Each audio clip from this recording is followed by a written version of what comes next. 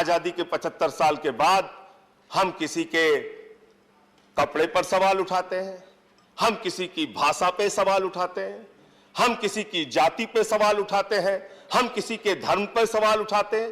क्या ऐसे भारत आगे बढ़ सकता है मान्यवर? क्या ऐसे इस देश का विकास हो सकता है? क्या ऐसे वसुधैव कुटुंबकम की विचारधारा पूरी दुनिया में फैल सकती है? क्यों हम आए हैं इस विशेषता को समाप्त करने के लिए? क्यों हम आपस में रोज नफरत की बात करते हैं? क्यों हम लोगों को आपस में झगड़े कराने की बात करते हैं? ये बंद कीजिए।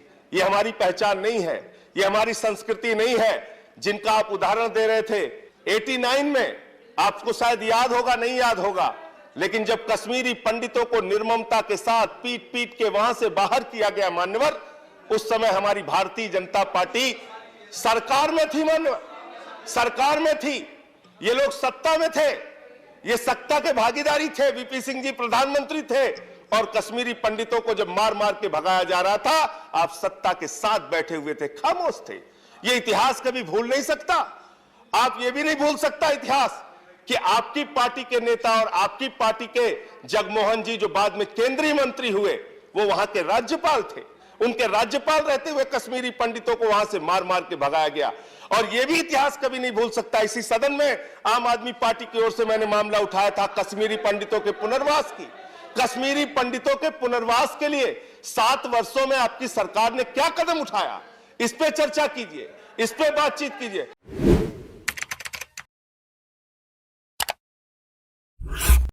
आज अपने भाषण में क्या उनके उदाहरण से देश आगे बढ़ सकता है? उनका काला इतिहास है, उनका काला इतिहास है।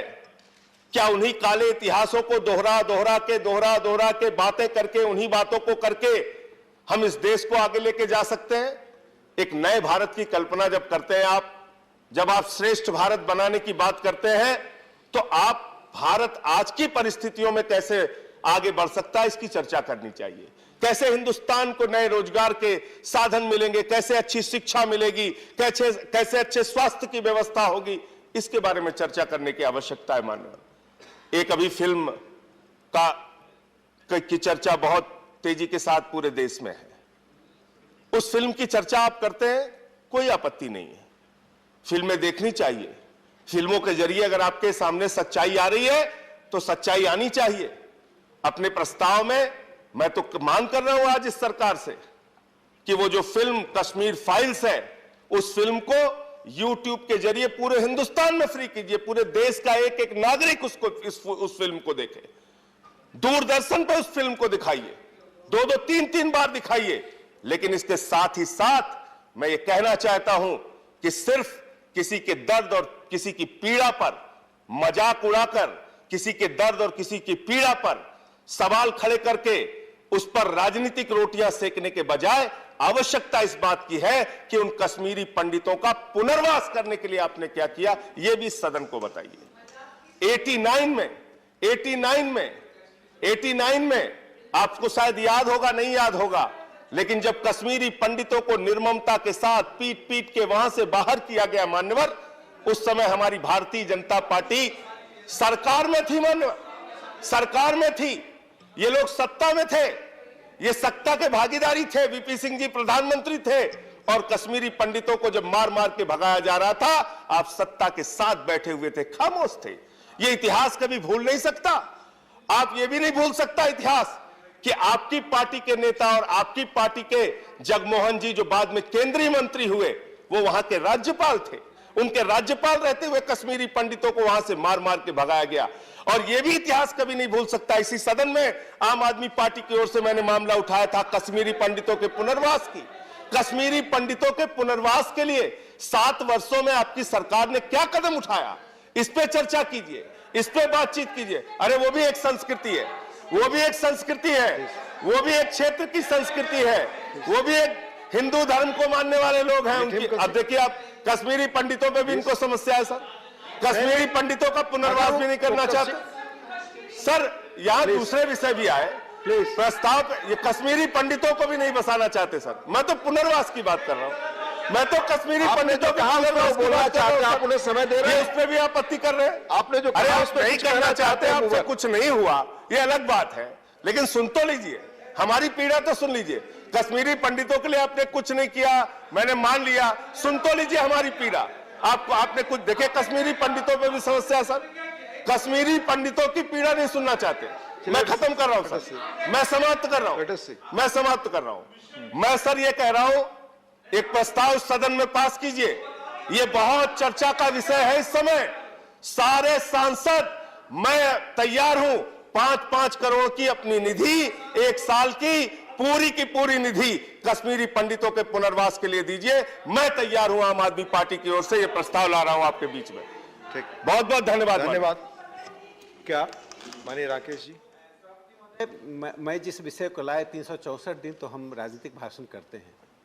मैं सभा से उम्मीद करता हूं कि भारत की ज्ञान परंपरा और औपनिवेशिक वैचारिक औपनिवेशिक दास्ता से मुक्ति पर हम बहस करें। मैं चाहता तो मैं भी 40 मिनट राजनीतिक पार्टियों को, कांग्रेस सहित सभी पार्टियों को कटघरे में खड़ा कर सकता था, लेकिन ऐसे गंभीर विषय पर यदि राज्यसभा बहस नहीं करेगी और ऐसे विषय का संदेश यदि बाहर जाएगा कि हम अपने 10,000 साल के इतिहास में जो प्रगतिशील चीज़ें हैं उसको लाकर भारत की सभ्यताई पहचान को पुनर्स्थापित करने का एक यज्ञ शुरू कर रहे हैं, जिसमें जाति, धर्म, संप्रदाय, भाषा, क्षेत्र की संकीर्णताओं को मिटाते हुए करना चाह रहे हैं, उस समय यदि राजनीतिक भाषण होगा तो संभवतः यह विषय को दिग्भ्रमित करेगा और बाहर बैठे हुए लोग, हजारों लोग जो इस विषय, आज मुझे लगता है लाखों लोग इस विमर्श को देख रहे हैं। विमर्श की भिन्नता हो सकती है, मत भिन्नता हो सकती है, लेकिन जिस मत भिन्नता के आधार पर हम समकालीन राजनीति को उसमें उलझना चाहते हैं तो निश्चित रूप से उसकी प्रतिक्रिया होगी। जब सरकार आप ऐसी बातें करेंगे जो कि समकालीन राजनीति की है, मैं समकालीन राजनीति से हटकर बातें करना चाहता था। मैं सदन से उम्मीद करता हूं, अगर सदन से उम्मीद करता हूं कि हम विषय से जितना मतांतर हो, लेकिन वह मतांतर को इस प्रकार प्रकट ना करें कि समकालीन राजनीति की तत्वों को लाकर एक बड़े विषय को, एक महान विषय को, केसी भट्टाचार्य और महात्मा गांधी, दीनदयाल उपाध्याय, रामन और लोहिया की जिसकी कल्पना की थी, उसको भटकाकर आप अरविंद केजरीवाल के डायरी में यदि सिमटेंगे तो संभवतः बहस दिग्भ्रमित होगा और फिर टुकड़े टुकड़े ज्ञान करने वाले लोग ऐसे विमर्श को भटकाने की कोशिश करेंगे। धन्यवाद। माननीय कि जिस विचारधारा के लोगों ने गांधी का साथ नहीं दिया, जिस विचारधारा के लोगों ने अंग्रेजों की मुखबिरी की मानवर, जिस विचारधारा के लोगों ने आजादी के आंदोलन को धोखा दिया, उसको भी गांधी ने कभी गद्दार नहीं कहा, कभी देशद्रोही नहीं कहा। आज हम एक ऐसे समाज में रह रहे हैं जहां फिर से आवश्यकता है उन गांधी की विचारधारा को स्थापित करने की। भारत में उस महान। जय हिंद सर। धन्यवाद। माननीय संजय सिंह जी।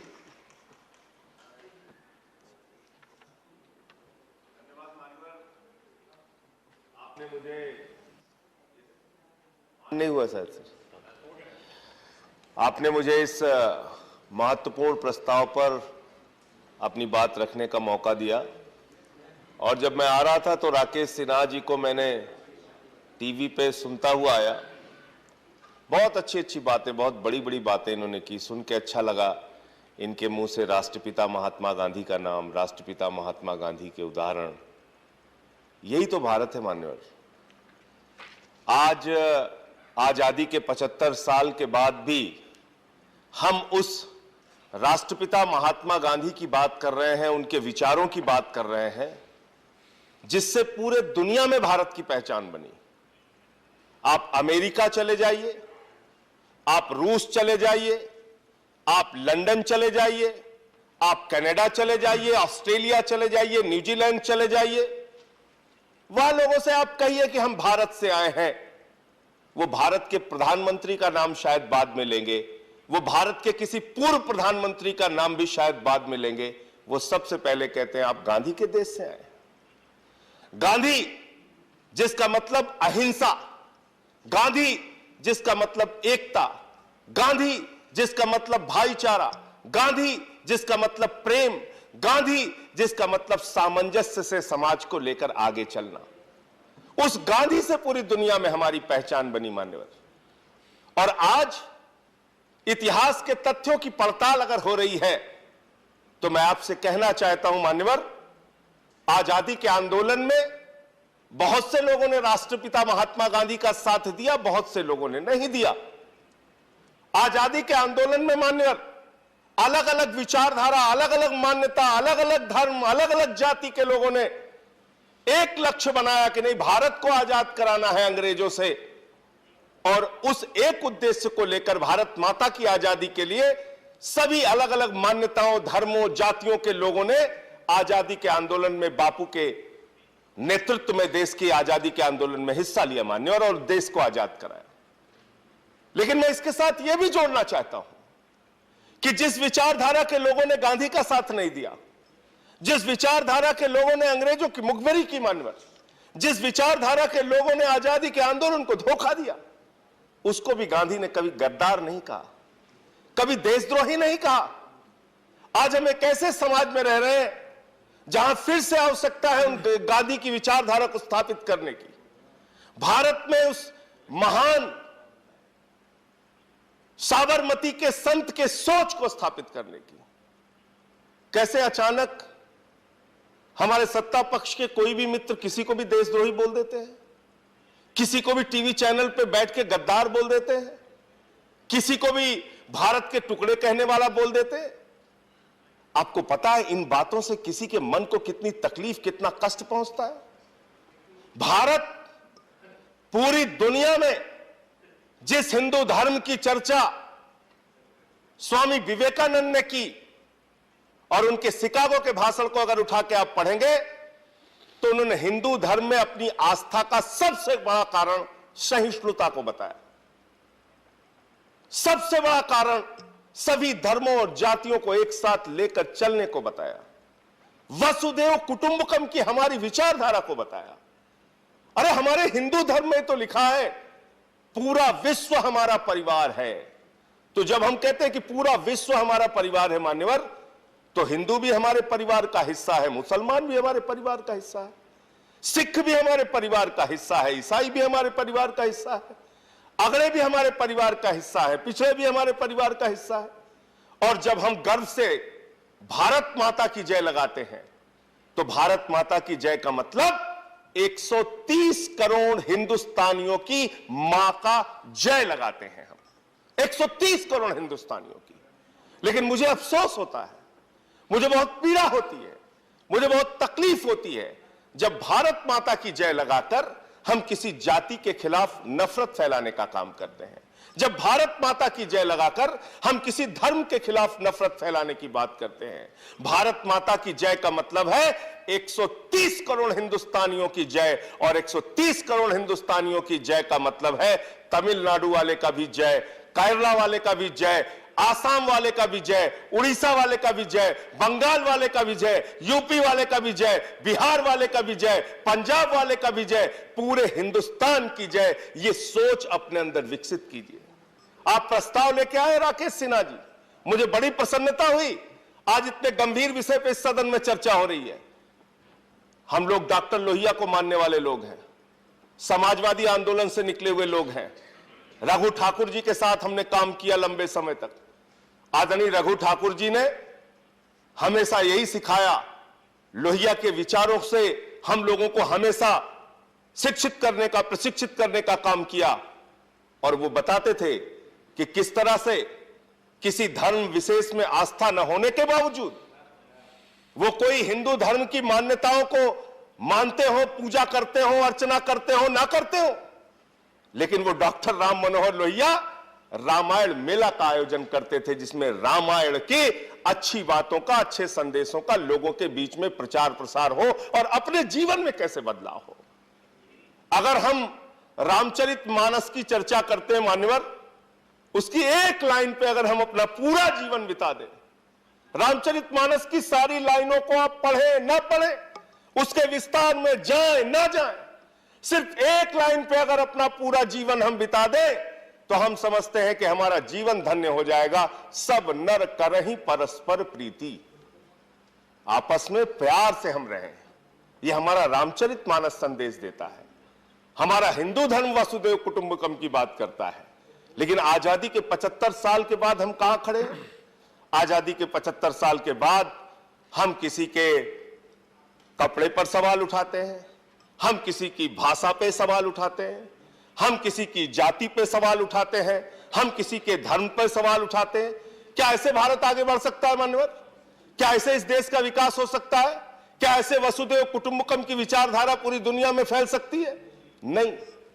और इसलिए अगर हम गौतम बुद्ध को मानते हैं, अगर हम राष्ट्रपिता महात्मा गांधी को मानते हैं, अगर हम हिंदू धर्म को मानते हैं, तो सबसे पहली प्राथमिकता, मैं सत्ता पक्ष में बैठे हुए लोग हों या विपक्ष में बैठे हुए लोग हों, हमारे आपस में कितने भी मतभेद हों, हो सकता है राकेश सिन्हा जी से हमारे वैचारिक मतभेद हों, हो सकता है भारतीय जनता पार्टी से हमारे वैचारिक मतभेद हों, लेकिन भारत की जो संस्कृति है, भारत की जो सभ्यता है, भारत की विविधता में एकता, भारत की विशेषता, जो ये पहचान है, इस पहचान को कभी भी हम मिटने नहीं देंगे। आज इस प्रस्ताव के माध्यम से इस बात का संकल्प हमारी सारी राजनीतिक पार्टियों को इस सदन के अंदर लेना चाहिए। माननीय, इस प्रस्ताव को आज पास करते हुए यह संकल्प अपने मन में लेना चाहिए, ईमानदारी से लेना चाहिए। और अगर हम लोकतंत्र की बात करते हैं मान्यवर, तो हमारा लोकतंत्र क्या है? अलग अलग दलों के लोग चुन के आते हैं, अलग अलग राज्यों से चुनकर लोग आते हैं, अलग अलग भाषाओं को मानने वाले लोग चुनकर आते हैं। लोकतंत्र भी तो यही कहता है, मत भिन्नता हो, आपस में आपके वैचारिक विरोध हो, अलग अलग मुद्दों पर आपकी अलग अलग राय हो, लेकिन बावजूद इसके देश के हित में, राष्ट्र के हित में हम सब एक साथ मिलकर काम करें। यह सदन इस बात का प्रतिनिधित्व करता है। भारत की संस्कृति का प्रतिनिधित्व यह सदन करता है मान्यवर। भारत की संस्कृति का, भारत की सभ्यता का, भारत की भाषा का, भारत की पहचान का, राष्ट्रपिता महात्मा गांधी के संदेश का प्रतिनिधित्व यह सदन करता है, जहां अलग अलग राज्यों से, अलग अलग भाषाओं के, अलग अलग जातियों के, अलग अलग धर्मों के लोग मिलकर चुनकर आते हैं और यहां पर देश के हित में जो योजनाएं बनाते हैं, तमाम मत भिन्नताओं के बावजूद एक साथ मिलकर काम करते हैं। यही भारत का लोकतंत्र है। तो जब हम कहते हैं विविधता में एकता, भारत की विशेषता, तो मैं राकेश सिन्हा जी से पूछना चाहता हूं कि हम इस विशेषता को खत्म करने पर क्यों तुले हुए हैं? क्यों आमादा है इस विशेषता को समाप्त करने के लिए? क्यों हम आपस में रोज नफरत की बात करते हैं? क्यों हम लोगों को आपस में झगड़े कराने की बात करते हैं? ये बंद कीजिए। ये हमारी पहचान नहीं है, ये हमारी संस्कृति नहीं है। जिनका आप उदाहरण दे रहे थे आज अपने भाषण में, क्या उनके उदाहरण से देश आगे बढ़ सकता है? उनका काला इतिहास है, उनका काला इतिहास है। क्या उन्हीं काले इतिहासों को दोहरा के बातें करके, उन्हीं बातों को करके हम इस देश को आगे लेके जा सकते हैं? एक नए भारत की कल्पना जब करते हैं आप, जब आप श्रेष्ठ भारत बनाने की बात करते हैं, तो आप भारत आज की परिस्थितियों में कैसे आगे बढ़ सकता है, इसकी चर्चा करनी चाहिए। कैसे हिंदुस्तान को नए रोजगार के साधन मिलेंगे, कैसे अच्छी शिक्षा मिलेगी, कैसे अच्छे स्वास्थ्य की व्यवस्था होगी, इसके बारे में चर्चा करने की आवश्यकता है माननीय। एक अभी फिल्म की चर्चा बहुत तेजी के साथ पूरे देश में है। उस फिल्म की चर्चा आप करते हैं, कोई आपत्ति नहीं है, फिल्में देखनी चाहिए। फिल्मों के जरिए अगर आपके सामने सच्चाई आ रही है तो सच्चाई आनी चाहिए। अपने प्रस्ताव में मैं तो मांग कर रहा हूं आज इस सरकार से कि वो जो फिल्म कश्मीर फाइल्स है, उस फिल्म को YouTube के जरिए पूरे हिंदुस्तान में फ्री कीजिए। पूरे देश का एक एक नागरिक उस फिल्म को देखे। दूरदर्शन पर उस फिल्म को दिखाइए, 2-2, 3-3 बार दिखाइए। लेकिन इसके साथ ही साथ मैं ये कहना चाहता हूं कि सिर्फ किसी के दर्द और किसी की पीड़ा पर मजाक उड़ाकर, किसी के दर्द और किसी की पीड़ा पर सवाल खड़े करके उस पर राजनीतिक रोटियां सेकने के बजाय आवश्यकता इस बात की है कि उन कश्मीरी पंडितों का पुनर्वास करने के लिए आपने क्या किया, यह भी सदन को बताइए।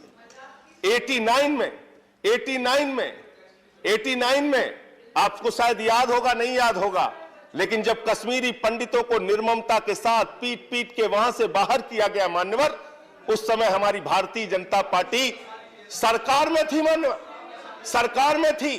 ये लोग सत्ता में थे, ये सत्ता के भागीदारी थे। वीपी सिंह जी प्रधानमंत्री थे और कश्मीरी पंडितों को जब मार मार के भगाया जा रहा था, आप सत्ता के साथ बैठे हुए थे, खामोश थे। ये इतिहास कभी भूल नहीं सकता। आप ये भी नहीं भूल सकता इतिहास कि आपकी पार्टी के नेता और आपकी पार्टी के जगमोहन जी, जो बाद में केंद्रीय मंत्री हुए, वो वहां के राज्यपाल थे। उनके राज्यपाल रहते हुए कश्मीरी पंडितों को वहां से मार मार के भगाया गया। और यह भी इतिहास कभी नहीं भूल सकता। इसी सदन में आम आदमी पार्टी की ओर से मैंने मामला उठाया था कश्मीरी पंडितों के पुनर्वास की। कश्मीरी पंडितों के पुनर्वास के लिए 7 वर्षों में आपकी सरकार ने क्या कदम उठाया, इस पे चर्चा कीजिए, इस पे बातचीत कीजिए। अरे वो भी एक संस्कृति है, वो भी एक संस्कृति है, वो भी एक क्षेत्र की संस्कृति है, वो भी एक हिंदू धर्म को मानने वाले लोग हैं उनकी। अब देखिए आप कश्मीरी पंडितों पे भी इनको समस्या है सर, कश्मीरी पंडितों का पुनर्वास भी नहीं करना चाहते सर। यहाँ दूसरे विषय भी आए प्रस्ताव, ये कश्मीरी पंडितों को भी नहीं बसाना चाहते सर। मैं तो पुनर्वास की बात कर रहा हूँ, मैं तो कश्मीरी पंडितों के पुनर्वास बोलना चाहते हैं, आप उन्हें समय दे रहे हैं, उस पर भी आपत्ति कर रहे हैं। आपने जो कहा उस पर नहीं करना चाहते, आपसे कुछ नहीं हुआ, ये अलग बात है, लेकिन सुन तो लीजिए, हमारी पीड़ा तो सुन लीजिए। कश्मीरी पंडितों के लिए आपने कुछ नहीं किया, मैंने मान लिया, सुन तो लीजिए हमारी पीड़ा। आपको आपने कुछ देखे, कश्मीरी पंडितों पे भी समस्या सर, कश्मीरी पंडितों की पीड़ा नहीं सुनना चाहते। मैं खत्म कर रहा हूं सर, मैं समाप्त कर रहा हूं, मैं समाप्त कर रहा हूं। मैं सर ये कह रहा हूं, एक प्रस्ताव सदन में पास कीजिए, ये बहुत चर्चा का विषय है इस समय। सारे सांसद, मैं तैयार हूं 5-5 करोड़ की अपनी निधि, 1 साल की पूरी निधि कश्मीरी पंडितों के पुनर्वास के लिए दीजिए। मैं तैयार हूं, आम आदमी पार्टी की ओर से ये प्रस्ताव ला रहा हूं आपके बीच में। ठीक, बहुत बहुत धन्यवाद। धन्यवाद। क्या माननीय राकेश जी? मैं जिस विषय को लाए 364 दिन तो हम राजनीतिक भाषण करते हैं। मैं सभा से उम्मीद करता हूं कि भारत की ज्ञान परंपरा और औपनिवेशिक वैचारिक औपनिवेशिक दास्ता से मुक्ति पर हम बहस करें। मैं चाहता तो मैं भी 40 मिनट राजनीतिक पार्टियों को, कांग्रेस सहित सभी पार्टियों को कटघरे में खड़ा कर सकता था, लेकिन ऐसे गंभीर विषय पर यदि राज्यसभा बहस नहीं करेगी और ऐसे विषय का संदेश यदि बाहर जाएगा कि हम अपने 10,000 साल के इतिहास में जो प्रगतिशील चीज़ें हैं उसको लाकर भारत की सभ्यताई पहचान को पुनर्स्थापित करने का एक यज्ञ शुरू कर रहे हैं, जिसमें जाति, धर्म, संप्रदाय, भाषा, क्षेत्र की संकीर्णताओं को हम मिटाते हुए करना चाह रहे हैं, उस समय यदि राजनीतिक भाषण होगा तो संभवतः यह विषय को दिग्भ्रमित करेगा और बाहर बैठे हुए लोग, हजारों लोग जो इस विषय, आज मुझे लगता है लाखों लोग इस विमर्श को देख रहे हैं। विमर्श की भिन्नता हो सकती है, मत भिन्नता हो सकती है, लेकिन जिस मत भिन्नता के आधार पर हम समकालीन राजनीति को उसमें उलझना चाहते हैं तो निश्चित रूप से उसकी प्रतिक्रिया होगी। जब सरकार आप ऐसी बातें करेंगे जो कि समकालीन राजनीति की है, मैं समकालीन राजनीति से हटकर बातें करना चाहता था। मैं सदन से उम्मीद करता हूं, अगर सदन से उम्मीद करता हूं कि हम विषय से जितना मतांतर हो, लेकिन वह मतांतर को इस प्रकार प्रकट ना करें कि समकालीन राजनीति की तत्वों को लाकर एक बड़े विषय को, एक महान विषय को, केसी भट्टाचार्य और महात्मा गांधी, दीनदयाल उपाध्याय, रामन और लोहिया की जिसकी कल्पना की थी, उसको भटकाकर आप अरविंद केजरीवाल के डायरी में यदि सिमटेंगे तो संभवतः बहस दिग्भ्रमित होगा वो, और फिर टुकड़े टुकड़े ज्ञान करने वाले लोग ऐसे विमर्श को भटकाने की कोशिश करेंगे। धन्यवाद। माननीय हमारी वीडियोस देखने के लिए बेहद शुक्रिया। मिल्लत टाइम्स की खबरें पढ़ने, सुनने और देखने के लिए गूगल प्ले स्टोर से ऐप डाउनलोड करें। यहां आप उंगली की क्लिक में पढ़ सकते हैं 4 ज़बानों में न्यूज़, उर्दू, हिंदी, अंग्रेजी, बांग्ला। आप ऐप पर मिल्लत टाइम्स की वीडियोस भी देख सकते हैं। अगर आप YouTube पर देख रहे हैं तो रेड बटन को दबाकर चैनल को सब्सक्राइब करें और बेल आइकन ज़रूर दबाएं। फेसबुक पर देख रहे हैं तो पेज को लाइक और फॉलो ज़रूर करें। ट्विटर और इंस्टाग्राम पर भी मिल्लत टाइम्स को फॉलो करें। मिल्लत टाइम्स की स्टोरीज हासिल करने के लिए टेलीग्राम और व्हाट्सएप पर बराह रास्त हमारे साथ जुड़ सकते हैं। हमारे काम से आप मुतमईन हैं तो इसे जारी रखने और मजबूत बनाने के लिए हमें सपोर्ट करें। स्क्रीन पर दिख रहे और डिस्क्रिप्शन में दिए गए अकाउंट नंबर पर मिल्लत टाइम्स को अपनी रकम भेज सकते हैं। अगर आपके इलाके का कोई मामला है, आपकी मसाइल को मीडिया में जगह नहीं दी जा रही है तो हमें ईमेल करें या व्हाट्सएप पर मैसेज करें, हम उठाएंगे आपकी आवाज़। मिल्लत टाइम्स मतलब मजलूमों की आवाज़, नफरत के खिलाफ जंग, फर्जी खबरों से निजात। www.millattimes.com